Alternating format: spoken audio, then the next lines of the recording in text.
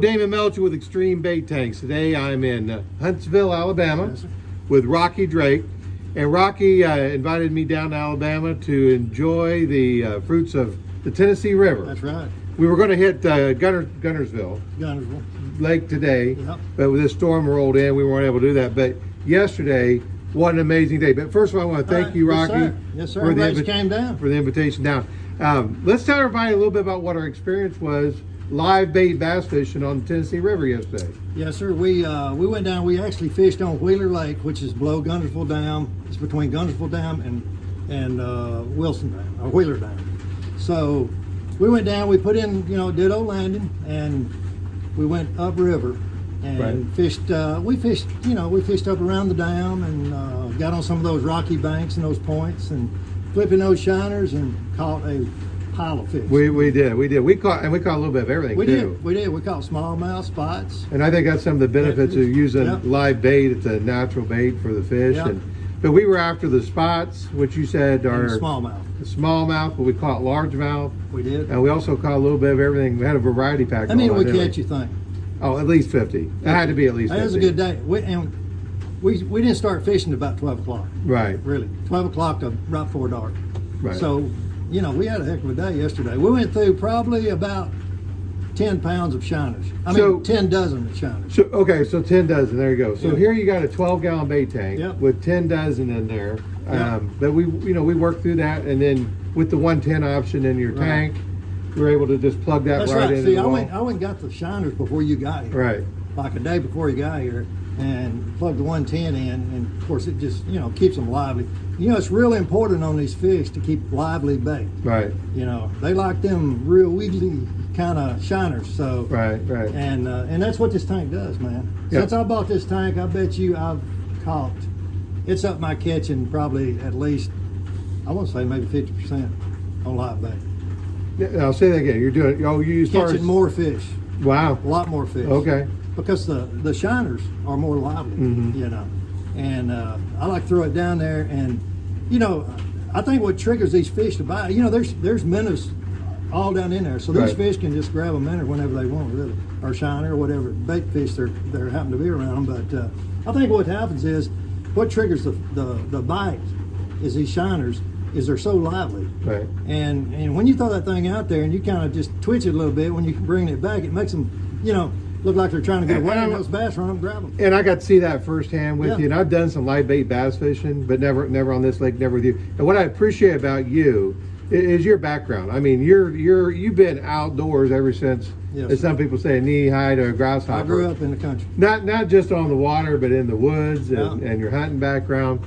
So to be able to come from a guy like you and just watching how the people in this town, I mean, when you roll in, they know who this guy is. So that's pretty impressive. And I appreciate being on your boat in more way than one. Yeah, we had a good time. We absolutely did. So thanks for the invitation. Yes, it was funny, we were talking, he's like, I wasn't sure if you ever going to come down. I said, well, you invited me, didn't you? Yeah. Now, you ever fed a stray cat?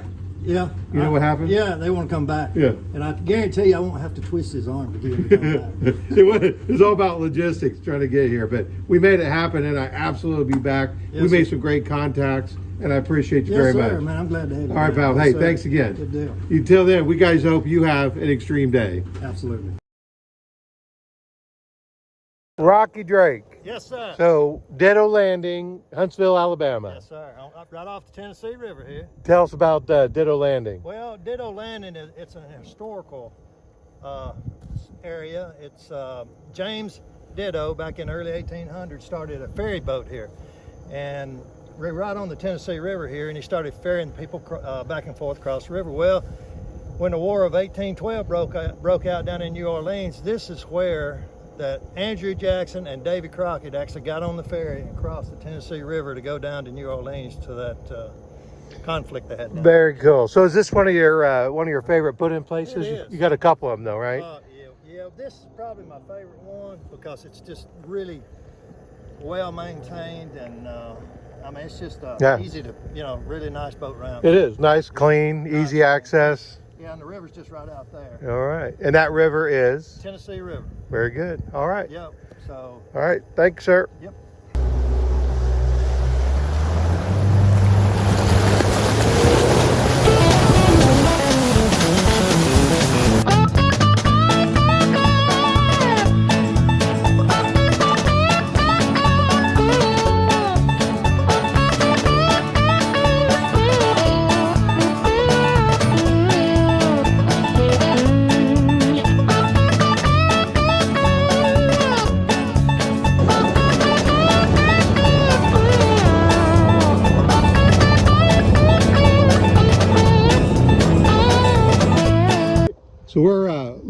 hate bass fishing You got that right. with shiners. Yeah, boy. And these are these just shiners These are or golden shiners. I got them down at the bait shop. golden shiners? Yeah, you know, I hadn't been able, I'm not much of a bait catcher. I do a lot more throwing a net than I do catching, so I just go down to the bait shop and buy them. But anyway, Well, they gotta love you for that. look here. Let me show them to you. Look here, boys. We got some good ones. Look at that. Woo, look at how feisty they are. Yes, sir. That's what you feistier the minnow, the bigger fish you're going to catch. That's right. What are those, about 3-4 inch? Yeah, they are. They Yep. vary anywhere 3-4 inches. All right. Like that, so. Well, let's get some on the hook and see what they can do. Go right through the bottom lip, and they got a little nostril hole right there, and just go right up through there. And they'll last a long time. I mean, see, look at there. See how they kind of dart around in the water there? I'm gonna tell you something, boy. Big old smallmouth, son, they can't take that now. Mr. Rocky. Got him, boy. Big old spot right here. I'm gonna have to get the net on this. Oh yeah, nice one. Probably, you know, hey, good old chunky spot. And you know that because that spot on their tongue, huh? That's right. Got a spot on his tongue, and they strong. You can't even hardly hold it. Show you All right. that little spot there. See? You see it right there? Yeah, yeah. See that little rough place? Right there on his mouth. Yep. Here's what we come for right here, folks. Look at this big, pretty small mouth. Ah, get him in here, folks. That's what I'm talking about. I think he's got my minnow in there. Yep. Ooh, that's a hog right I there. just got through telling Damon. I said, "There's a big fish bank right here. Don't you look here? Look what look how fat. Hell, just a big old spotted bass over here. So don't you look there? Well, look at Look that. at that big one. Wait a minute. Is this a setup? No, it's not. That is. The shiner we're using is almost as big as the spot. Now, what do you think he was going to do with that? I mean, my goodness. That is too funny. Oh, man. And we just go from having Moby Dick on the hook Oh, that to- just to- had a monster on it. to Broke his line. that. We don't know what it was. We're assuming it might have been a big striper because we're right in the edge of the swift water over here. And there are some big stripers. But anyway, come on, little fella. Okay, but